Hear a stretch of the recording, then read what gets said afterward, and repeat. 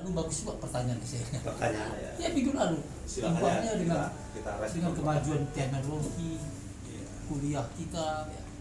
Nah, atau gimana coba? Nggak tahu tapi Joy gak apa Immanuel. Bagus ya pertanyaan tadi. Apa Kalau jadi ada pertanyaan dari Joy Lovers. Iya. Bagus. Jadi ya kita bukan di telepon di 0852 Ini lebih utamakan penyiapannya, pendengar. Boleh bertanya kepada Pak Pendeta Jogi Sidaputar, boleh juga meminta dukungan doa yang mungkin ada yang sakit di antara kita Joy Lovers pada malam hari ini. Oke, boleh dihubungi kami ya di 0852 6191 sebelum kita mengakhiri acara ini ya. Hanya bertanya. Hanya bertanya, benar.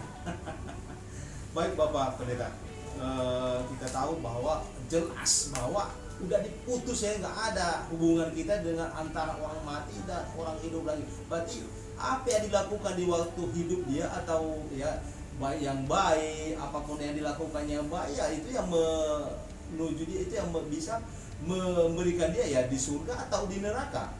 Ya kalau dia buat baik waktu perbuatan baik. Yang keliru lagi teologi itu. oh salah itu. Percaya dia kepada percaya. Yesus atau tidak? Punya Yesus atau tidak? Itu yang menentukan dia neraka atau surga. Atau surga, ya benar. Ya, itu. Oke ya, mungkin belum apa ya kalau nggak ada itu ya kita waktu kita sudah berapa menit lagi ya. Ini hanya 4 menit lagi waktu kita ya. Mungkin saya ada pertanyaan. Silakan. Jadi saya tadi agak tertarik dengan dampak.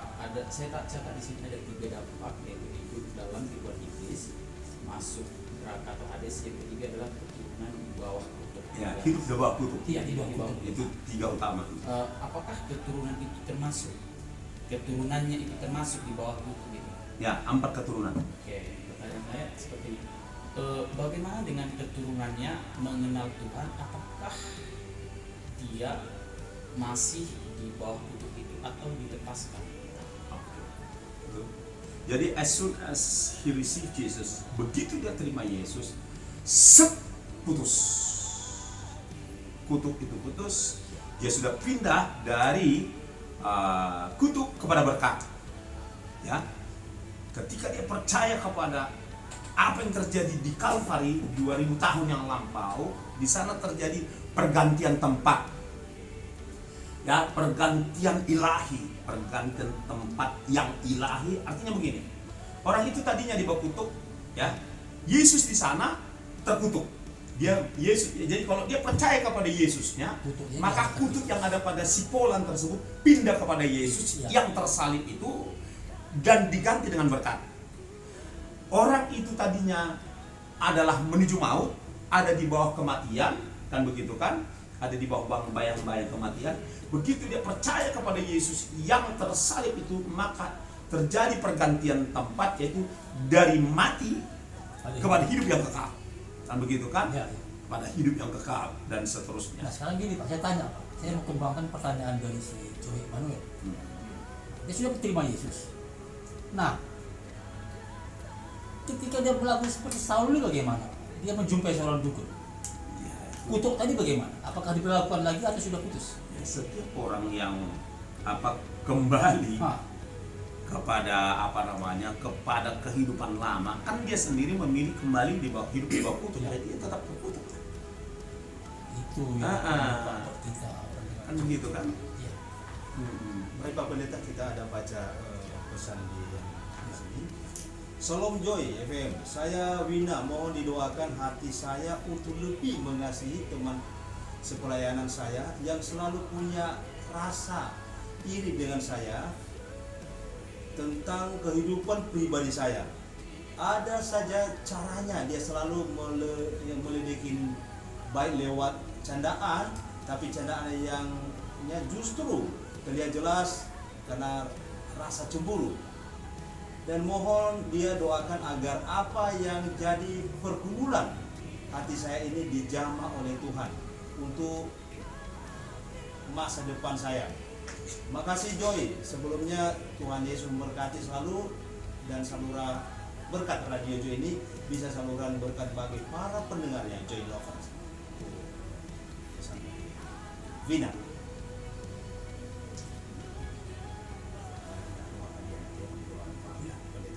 kita akan doakan, kita hanya mendukung. Yang berurusan langsung dengan masalah itu adalah Wina sendiri. Kan begitu. Jadi kamu yang harus berdoa kepada Tuhan ya, supaya kamu melepaskan pengampunan kepada dia. Itu dia. Jadi lepaskan pengampunan kepadanya 70 kali 70 kali setiap hari. Jadi tanpa batas. Lalu kamu doakan dia supaya dia berubah. Kami hanya pendukung, kami siap mendukung. Tapi kalau kami berdoa kan hanya sekali di tempat ini, tapi yang akan menghadapi masalah itu terus-menerus kamu sendiri, dan kamulah yang akan berdoa terus-menerus ya, Wina. Seperti itu sampai kamu merasa. Dan kalau dia nggak berubah juga ya, setelah kamu doakan, setelah kamu ampuni, nggak apa-apa, biar aja kamu yang berubah dari yang tidak bisa mengampuni menjadi bisa mengampuni ya, Wina.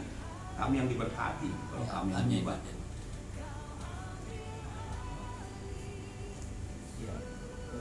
Terus sehubungan dengan yang tadi Pak, saya lanjutkan ya. Yeah. Ini keturunan di bawah putih ini sepertinya kena sama saya nih, Pak. Pesan saya di kampung saya itu ada 4 orang yang belajar tentang hal yang Buddhisme. Belajar perdukunan gitu lah. Iya.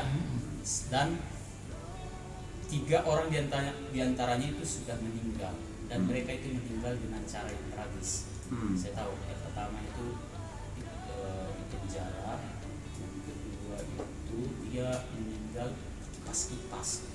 Dia merasa panas sekali kan, jadi kipas pakai duri bahasa kata. Ya, tampi kipas sampai dibikin kipas nggak mempan juga. Pokoknya mengerikan lah. Yang ketiga saya lupa, sakit karena sakit yang lumpuh. Nah, dan yang keempat ini masih hidup. Dan yang keempat ini kebetulan adalah bapak saya sendiri. Oke. Nah, saya selalu berpikir juga, saya percaya juga kalau orang yang mengambil seperti itu pasti ada bentuknya, termasuk juga ke saya. Kan saya selalu berpikir, jangan sampai kepada saya itu. Nah, saya pernah menentang orang tua saya, saya bilang, bapak, saya menentang ya. Saya bilang gini, hentikanlah itu. Dia bilang kayak gini sama saya, dia kebetulan gereja suku, saya nggak berani. Gereja suku. Jadi dia bilang kayak gini, pelayannya aja nggak ini gitu, nggak memarahi kita itu, nggak melarang. Saya tentang, bawa ke sini pelayan gitu. Saya akan sekarang saya ceramahi gitu lah. Kenapa dia bilang berarti dia itu sesat, saya gitu. Lalu dia ngomong membuat saya ini tidak berdaya, omongnya seperti ini. Itu sudah sumpah kami harus melakukannya. Tapi memang dia melakukannya itu untuk kebaikan. Tidak ada yang menyantet gitu, tidak ada mencelakai orang tidak. Dia hanya mengobati, tapi itu sudah sumpah dia gitu kan. Saya nggak tahu apa yang harus saya berbuat ya. Di satu sisi bapak saya ini dia melakukan yang baik meskipun memang salah gitu ya. Di satu sisi itu sudah sumpah dia. Saya nggak tahu apa yang harus terjadi kalau dia melakukan itu. Saya percaya nanti matinya itu dia, bapak saya itu pasti sesuatu yang mengerikan terjadi. Nah, kira-kira pandangan bapak itu bagaimana, atau saran atau apa gitu sama saya, atau apakah saya masih takut dengan keputusan atau apa gitu? Saya masih tanda tanya. Saya sudah menangkap. Yang pasti gini, satu hal yang pasti, bahwa setiap orang yang membenci Allah ya, kutuk akan turun, hukuman akan turun kepada dia, kepada generasi kedua, ketiga, keempat.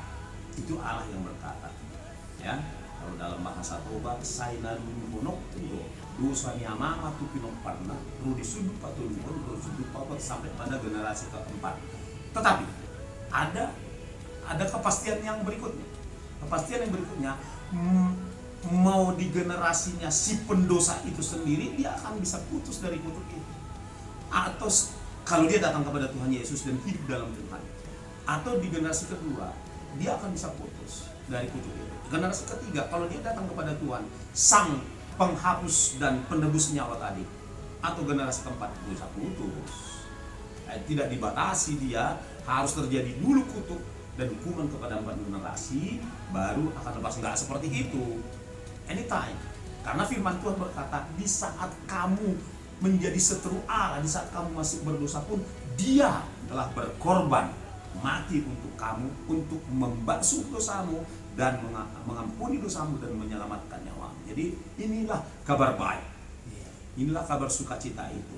Seberapa jahat pun kita, atau apakah kita termasuk orang pernah berhubungan dengan dukun, dengan kuasa gelap, berhubungan dengan melakukan komunikasi dengan orang yang sudah meninggal, malam hari ini kabar baik buat kita sekalian.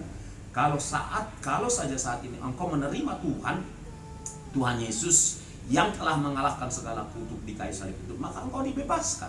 Engkau berpindah dari gelap kepada terangnya yang ajaib, dari menuju kematian kepada kehidupan, dari kutuk kepada berkat, ya, dan seterusnya dan seterusnya. Ada banyak, ya, ada banyak dari saudara akan mengalami apa yang terjadi, yaitu yang disebut dengan divine exchange, ya, yang terjadi di kayu salib. Pertukaran tempat ilahi di sana. Saya sudah sebutkan sebagian. Saudara akan berpindah dari sakit menjadi sembuh, dari dari ditolak, ya. Saudara mungkin ditolak oleh temanmu, saudara, orang tahu. Dari tertolak engkau diterima oleh Tuhan. Dari apa lagi? Dari miskin, ya kan? Dia adalah kaya, rela miskin supaya lewat kemiskinannya engkau menjadi kaya. Itulah hebat dan luar biasanya, sesuatu yang sangat amat menakjubkan yang terjadi di kayu salib 2000 tahun yang lalu. Itu bukan sekadar history atau sejarah, tapi ada hal-hal yang terjadi di sana. Dari dikutuk menjadi berkat, sudah tadi, dari kekurangan, lackness, menjadi plenty, kepenuhan, ya, kelimpahan, dari lemah menjadi kuat, dan seterusnya, ya. Di lain kesempatan kita akan jelaskan juga ini kepada Joy Lovers bahwa di sana terjadi. Jadi malam hari ini kabar baik buat kita sekalian. Terima Yesus, miliki Yesus, maka engkau akan dimerdekakan dari segala ikatan dosa, kutuk dosa, dari segala ikatan kuasa kegelapan. Engkau malam hari ini juga berpindah dari kegelapan kepada terangnya yang ajaib, dari jalan menuju neraka masuk kepada jalan menuju kehidupan kekal. Karena Yesuslah jalan kehidupan dan kebenaran itu, saudara-saudara. Itulah kabar baiknya, ya. Itu yang bisa kami sampaikan pada malam hari ini. Kalau ada pertanyaan, saudara bisa chat ke saya, ya, yang bertanya, ya. Bisa chat ke ke host kita, ya, Bang Manuel. Bila masih ada waktu sedikit lagi, saya ingin menyaksikan, ya, gini. Waktu waktu Munson dan Liman datang ke tanah Batak untuk memberitakan Injil, maka kedua pendeta atau misionaris Amerika ini kan dibunuh, dibunuh di Lubupini. Itu kira-kira sekitar 20 km lagi dari Tarutung ke arah Sibolga. Nah, ya, soal penyebab kenapa dia dibunuh di lain kesempatan kita mau ceritakan itu. Tapi yang pasti karena gini. Baik, saya ceritakan malam. Waktu itu kan pasca penyerangan tentara Padri, perang Padri yang dilakukan oleh Tuanku Imam Bonjol dengan Pokina Ngol-ngolan, kan begitu kan, Tuan Kurau namanya. Itu pasca itu datangnya Munson Liman ke tanah Batak. Nah, waktu ditanya Namar Huwaru Hamuratoson, untuk apa kalian datang ke sini? Dia hanya mempelajari satu kalimat saja, jadi nggak cukup untuk berkomunikasi dengan jernih. Dia hanya bilang, dame madihamu, horas madihamu. Ditanya kedua kali, itu juga jawabnya. Tanya itu, ini ngeledek nih, ini jangan-jangan mata-mata dari kerajaan Bonjol, kan begitu. Lalu dikerahkanlah untuk membunuh itu. Munson dan Liman itu dibunuhlah sedemikian rupa, kan begitu, saudara-saudara, dibunuh. Nah, akibat itu, yang menyuruh membunuh ini adalah Raja Panggalamai Tobing.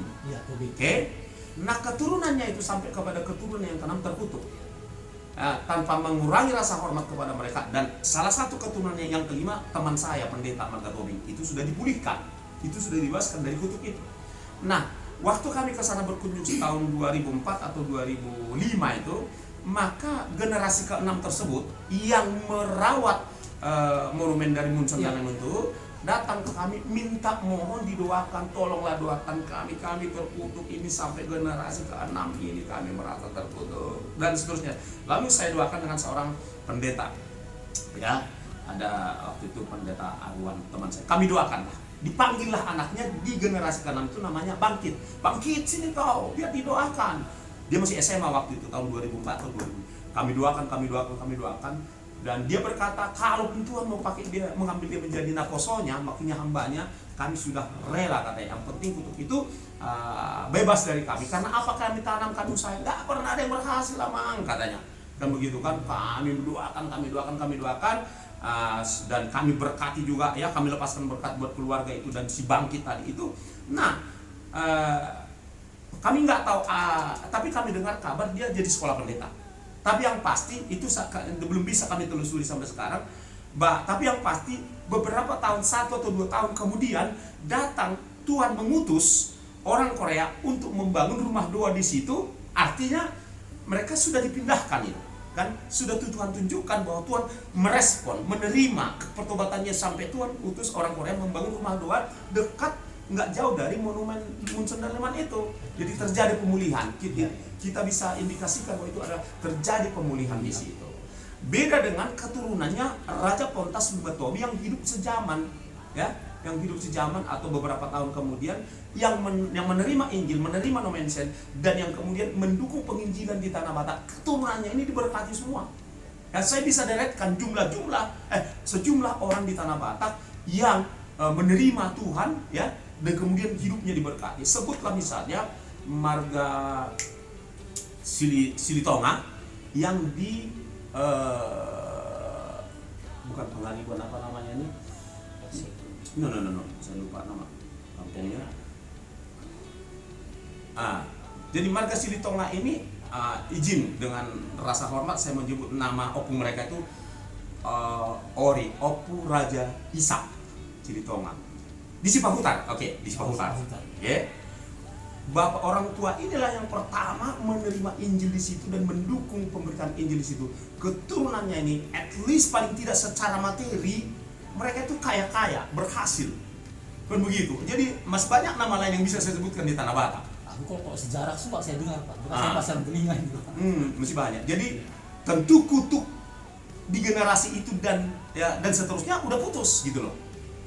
Nah, jadi itu kabar baik, maksud saya hanya ingin share kabar baik bahwa ketika orang sudah menerima, saya menyimpulkan begini bahwa orang-orang Batak Toba khususnya yang sukses, ya, yang sukses tingkat jenderal, tingkat menteri dan seterusnya, orang kaya, ya, bahkan banyak yang jadi konglomerat dan seterusnya, ya, bahkan ada yang menjadi hakim, ya. Orang Indonesia pertama cewek menjadi hakim di Amerika itu kan orang Batak. Kan begitu, Buru Tabara. Umumnya siapapun mereka yang sukses hari ini kita lihat, ini opungnya ada generasi di atasnya, itu generasi, entah itu generasi bapaknya, entah itu generasi opungnya, pasti dia pernah menjadi pendukung penginjilan. Dianya menerima Yesus, pengikut Yesus dan pendukung penginjilan. Apakah opungnya jadi guru kuliah, apakah opungnya jadi situa, dan seterusnya. Yang perlu Pak, kita bisa soal dampak yang orang hidup mati. Nah, ini dampak Injil yang masuk ke opungnya itu pengaruh ke anak. Dampak itu orang yang tidak percaya kepada kepercayaan yang salah tadi. Iya.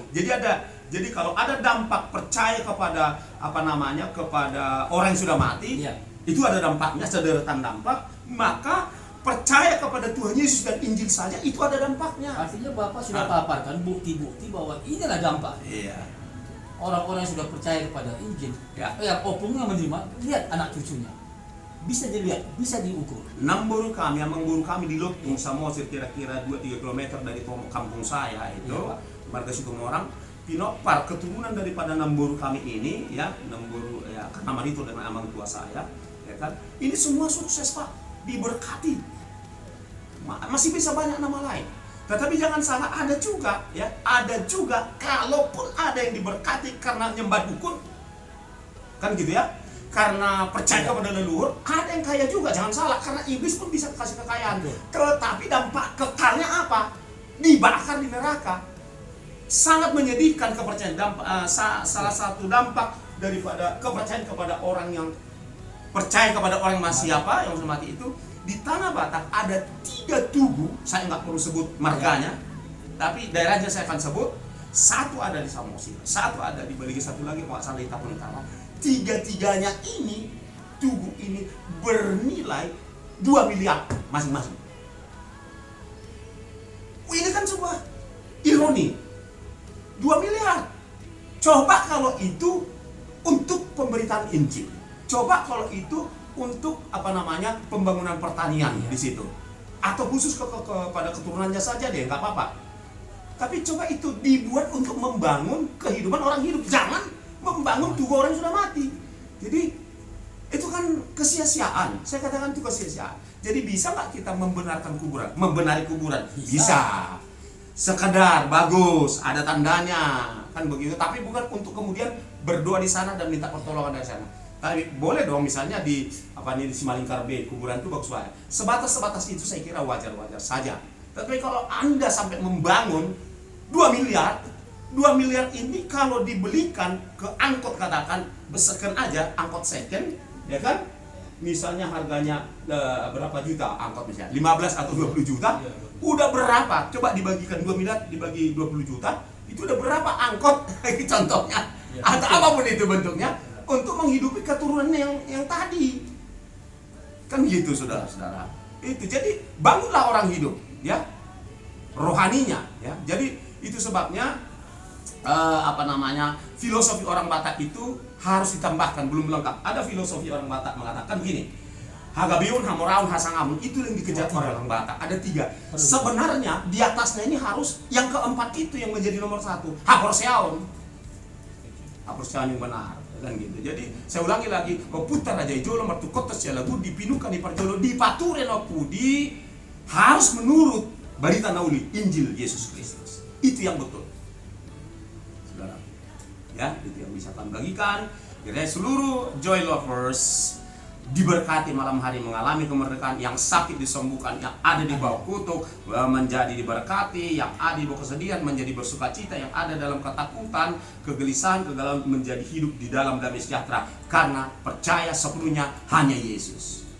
Jadi Joy Manuel sudah agak lega setelah mendengar ya. Tuhan Yesus memberkati. Oke, waktu kita juga tutup dalam doa. Baik, kita akan sama-sama berdoa untuk Wina.